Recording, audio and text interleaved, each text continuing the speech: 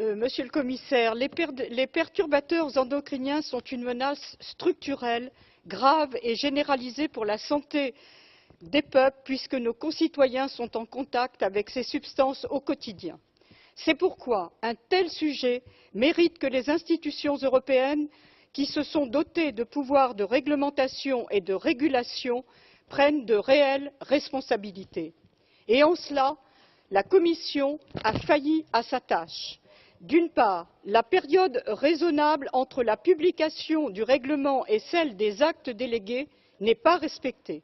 Or, ni la complexité institutionnelle, ni le besoin d'évaluation d'impact ne sont acceptables pour justifier un tel délai face à l'importance du sujet sanitaire. Je fais par ailleurs remarquer que, alors que le règlement européen est directement applicable dans toute l'Union, la Commission se permet le luxe de traîner pour publier des actes délégués. C'est une illustration de l'opacité réglementaire. C'est bien de vouloir mieux légiférer, mais encore faut-il l'appliquer à soi-même. D'autre part, la gravité du danger exige que l'on ne débatte pas sur la méthode d'évaluation et que l'on n'attende pas d'avoir des preuves manifestes pour agir. Plus grave encore, utiliser une étude d'impact pour tenter de définir des critères de perturbateurs endocriniens avant la publication d'actes délégués revient à détourner le pouvoir réglementaire.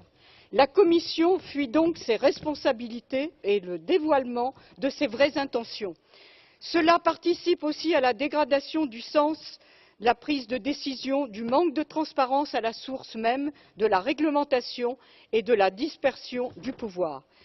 La Commission a commis une faute lourde et grave et semble pourtant ignorer les demandes de la Cour de justice. Or, la motion de censure était un acte politique fort pour sanctionner la Commission. Non, cher collègue Lamberts, ce n'est pas un outil disproportionné, cela fait partie des règles du pouvoir. Et aujourd'hui, j'ai l'impression que certains groupes peu courageux veulent sortir blanchis de cette affaire où le Parlement serait bien complice de la Commission pour son inaction. Nous voulons des réponses claires de la Commission sur ces critères et ces fautes. Je vous remercie.